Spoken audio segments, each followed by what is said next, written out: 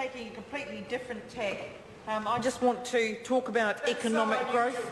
And for me, economic growth is absolutely vital for New Zealand, because that's how we'll provide the jobs to keep our young people here.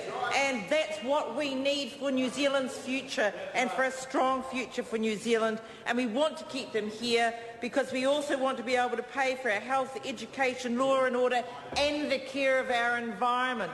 And people need to start thinking seriously about how we're going to achieve that.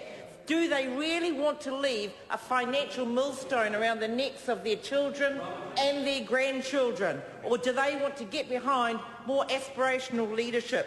And that is the Prime Minister, John Key, and Deputy Prime Minister, Bill English. And they are holding New Zealand steady during the most seriously tough economic times that we're experiencing, and inheriting empty coffers, absolutely savaged and ravaged by Clark and Cullen and their cronies, supported by Phil Goff and the rest of them that are here still in the House. And they didn't have a care or a thought about securing the future for New Zealanders and for all of the young people that we so desperately need to stay here in this country.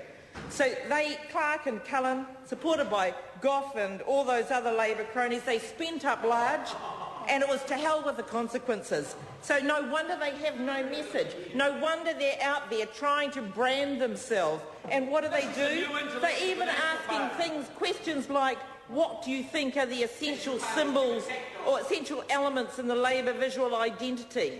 The New Zealand identity, red flag or other symbols? I suggest they look at some other symbols. And then they're also talking about essential elements, graphical elements, the flag, fern, green, blue, stars, Pacifica, Maori. I can't believe it. I mean, we all know about the moon and the stars. They just don't have a message. And I say that Prime Minister John Key and Deputy Prime Minister Bill English are two of the most outstanding political managers New Zealand has ever had. And I tell you what, I hate to think where we'd be today if it wasn't for their outstanding leadership. Frankly, would be up the proverbial creek. And can I say that Labour just haven't a clue how to manage money? Everybody knows that. I wouldn't put them in charge of a piggy bank. Goff doesn't even understand how superannuation works. And Finance Minister Bill English takes great pains to actually repeatedly explain it to him, but he just doesn't get it. So I'll say it yet again. A combination of tax cuts and other adjustments have seen New Zealand's superannuation payments increase significantly, and that's by $100 a fortnight in the hand for a married couple. Now, I'll repeat that. Goff doesn't get it. I think everybody else does, but clearly Labour doesn't get it. $100 a fortnight in the hand for a married couple receiving New Zealand superannuation. So, and then Bill English, the Minister of Finance, goes on to actually say, for the benefit of the Leader of the Opposition, who clearly has no idea what he's talking about on this issue, let me explain. So once again, it's quite clearly evident that people understand that the current Labour leader has no understanding of what's happening in regard to New Zealand superannuation. If GST is increased, there'd be a once-only increase in inflation of just over 2%. After tax, New Zealand superannuation rates would be increased on the day of any GST increase by that amount. Now, do they get that?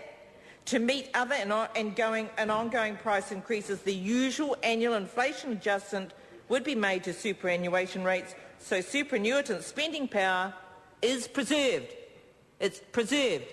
You know, we have to really say this in quite simple, clear, plain English for simple minds, but it doesn't seem to reach the opposition.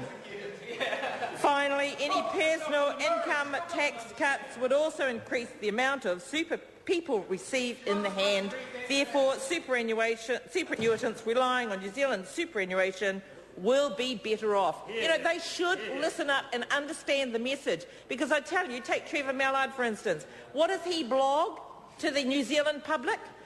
All he can do is think about what time the Prime Minister and his other ministers actually turn up for work. Just have a look at one of his blogs, and that's